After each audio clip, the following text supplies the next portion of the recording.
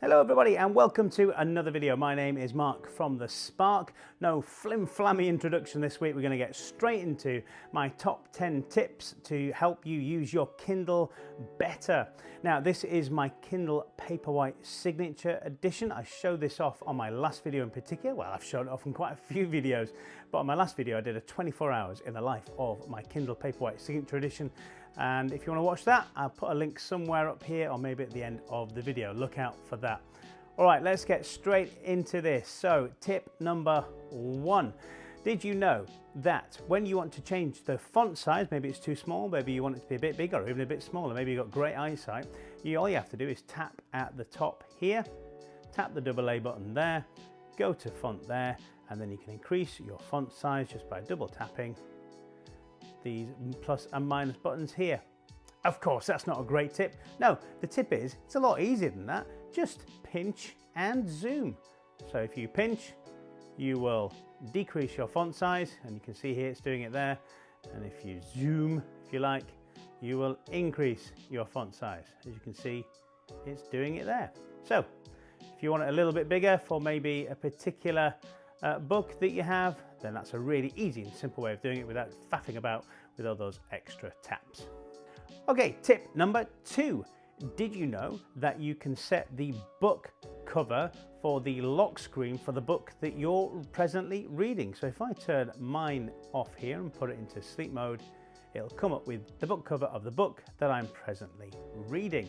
Now, how do I turn that on, and how do I turn it off? Well, it's so simple. I keep pressing the corner there. If you tap that, go into there and just get into settings. You can get into that from your home screen as well. You don't have to be in a book. Let me show you. There you go, just the 3 buttons there, settings, and you'll be presented with the same menu here. Go into screen and brightness here, and there you go, show covers on lock screen. So if I turn that off, toggle that off, put the phone, we're not talking about a phone, put the Kindle into sleep mode, and you can see there you've got that pencil kind of default wallpaper. I think they've got skyscrapers, haven't they? They've got books. They've got all sorts of different kind of default wallpapers that it will cycle through if you don't have your book cover displayed. That's one of them. Let me show you now when I put the cover back on. Just toggle it on, go back into sleep. A few moments, and there we are. Okay, tip number 3. Did you know that if you tap on the bottom here, it will show you what page you're on in the book? Now, depending on how big your font size is and what have you, that sometimes starts to make not a lot of sense, although it's a good guide. It will let you know if you tap it again, if it's available in the book, time left in chapter, 5 minutes. So that kind of records your reading rate and gives you an estimated time of your reading rate, as it's kind of got used to how often you turn the page you'll have left in that chapter. Again, if the book supports it, it'll also tell you time left in book, so how long will you have till the end of the book. Bear in mind that does include all the bump that you get at the end of a book sometimes as well, particularly with these kind of books where it gives you another chapter of the coming book that he's released. So that might not always be accurate either in terms of the actual story that you're reading. And tap it again, it'll give you location, and that's a bit more accurate than page number because that will be the same across all devices that you are reading your Kindle on. It will always have the same location number. Tap it again, it will turn it off. Tip number 4. Maybe you want to know what the time is while you're reading your Kindle. Yes, you could just look at your watch if you want to, but who wants to do that extra little bit of maneuver? Surely you can have the time displayed on your Kindle as you're reading. Well, yeah, you can. If you tap here, AA, go to more, and there we are. Show clock while reading, and so it'll be at the top there. So you'll never not know what time it is. Maybe you need to squeeze in a few minutes of reading, but you really need to keep your eye on the time as well. So if you want that, it's there available for you. Tip number 5. Did you know you can create that turning animation of a real page if you want to on your Kindle? Again, tap that, tap your AA, go to more once again, and go to this bit here. You might need to scroll down to get to it. Page turn animation. And you can toggle that on, and so that when you turn your page, it'll do this kind of nice little kind of swoop across as if it's turning an actual page. I don't particularly like that. I don't think it looks very good. If you use this on your iPad or other tablet devices, you can actually do a kind of a turn of a page. Maybe I'll show you that now. Okay, I've opened up the app here, you press the double A there, you go at the bottom here, onto more, and you should find it right here, page turn animation. And now what you'll find is it'll do this lovely old-fashioned kind of page turn. I'm sure you'll agree that looks a lot nicer on a tablet device than it does on a Kindle. So it's a tip if you want it, but it looks a lot better if you're reading on a tablet. Okay, tip number 6, and a lot of you may know this, but there may be those of you who are really new to Kindles and you're not aware you can do this. So maybe this is tip 6 and 7 actually. The first tip is if you don't understand a word, and this again may apply more to academic books than fiction books, but again there might be a word in here that you don't understand in a fiction book, like let's say extinction there. If you keep your finger pressed on it and wait a few moments, obviously it needs to be connected to the internet, it will give you the definition of the word, so you can kind of learn some new words if you didn't know them. And if it was applicable, you would have it in Wikipedia, a short Wikipedia entry here. And if you actually press the open Wikipedia button there, you have to wait a little while for it to kick in because the browser is not brilliant on the Kindle. But nevertheless, if you give it a few moments and you do have a decent Wi-Fi signal, I appear to be connected to my weaker Wi-Fi signal at home, it will eventually show up the longer kind of Wikipedia entry based on that thing that you are interested in. So something you can do if you wanted to. Did you know you had a browser as well? Maybe that's number 8 as well, but we'll get to that in a moment. I'll show you how to get there. So that's pressing and holding is tip number 7. That will give you the dictionary definition. But you maybe want to highlight a whole paragraph where you just hold and drag along as you like, and then let go, and it gives you a few options here. It automatically highlights it for you. If you tap it again there, you can actually add a note and then start typing your note here, and then that note will automatically be saved as well as a note. So it will be there and will stay there for all time until you tap it again and delete it. So that's tip number 7, how to create a highlight and then a note from that. Again, might be more useful within academia too. Okay, so tip number 8, how to access that browser. By the way, with the previous tip, number 7, if you use a Kindle Scribe, you can actually take actual written notes as well on that particular thing. So again, if you're reading on a Kindle Scribe, which is a much bigger screen, you're reading an academic book, that'll be a lot easier for you to take some notes and annotate the book as you are going. Okay, so if we tap this here, you can see we have got web browser there. I think it used to be called Silk browser. I think that's one you might find on the Amazon TV and what have you, but here it's just called web browser. Tell me if they've changed the name of that in the comments below.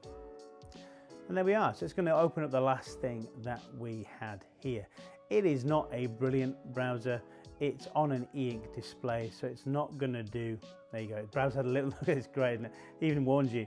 Browser has limited memory. It's intended for use with simple websites. Sites with animation or other complex features may not load or may load poorly or not at all. So there you go. It's even giving you warnings. This is for really basic stuff. So if I try to go to my YouTube channel here, this will be hilarious as to what it might try and do. How do I get there? Again, this keyboard is fine for taking those short notes, but you wouldn't want to be writing a novel on here. That would be absolutely crazy. You're not going to be writing notes this long, I don't think. And that's why the Kindle Scribe is really good, actually, in that you can write really long notes and it's really easy because you're using a pencil. Let's see what it does as we visit my YouTube channel right here on this browser. I haven't actually done this before. Maybe I did it a long time ago. I wonder what it looks like now. Again, I am on the weaker signal of my Wi-Fi here for some strange reason.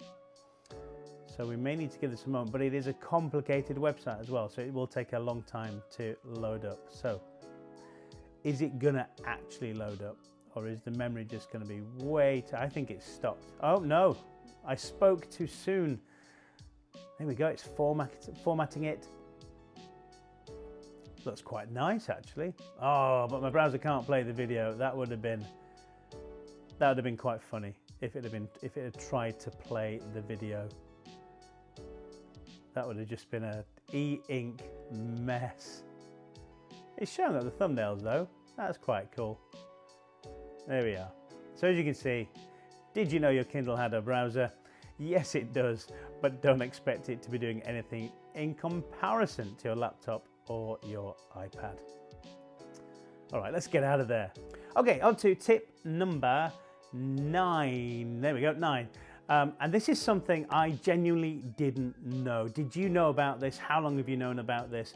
I didn't know you could take a screenshot of the page that you are on.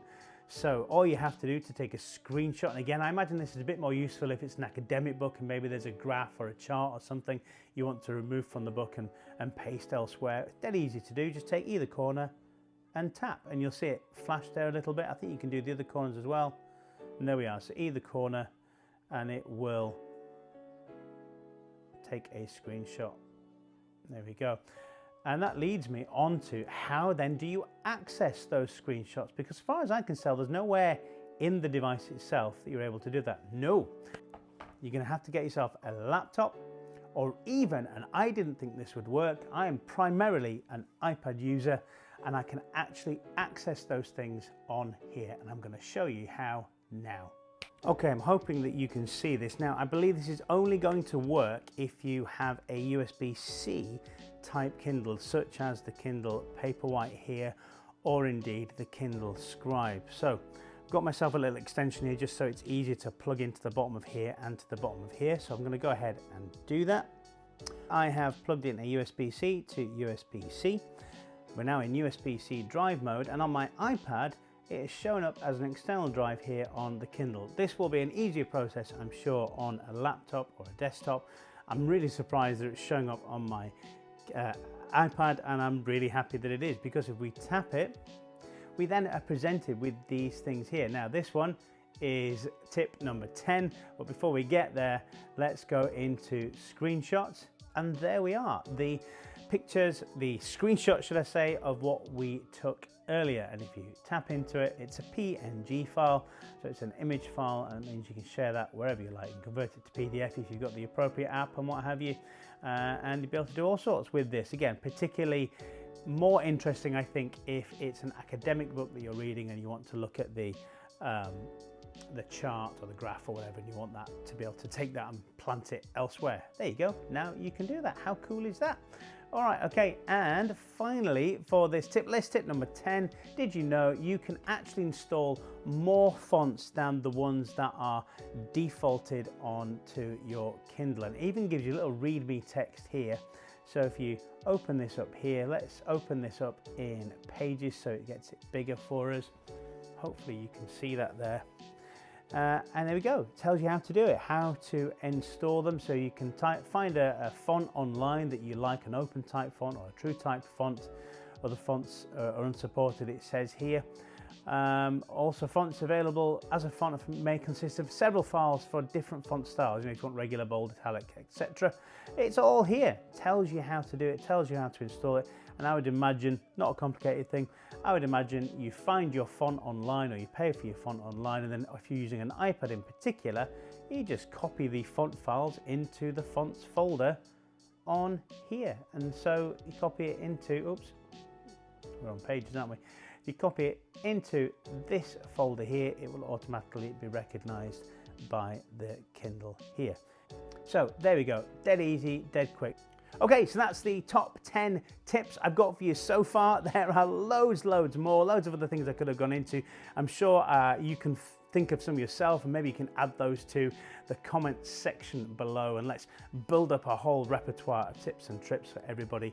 Tips and tips for everybody who could uses a Kindle as one of their main reading devices. Thanks for watching, guys. Please do subscribe, that would be really cool, and please consider becoming a member of this channel as well. If you can support me for a small monthly fee, that eventually will release me to be able to make even more videos and hopefully have more value to your content. All right, until next time, bye bye.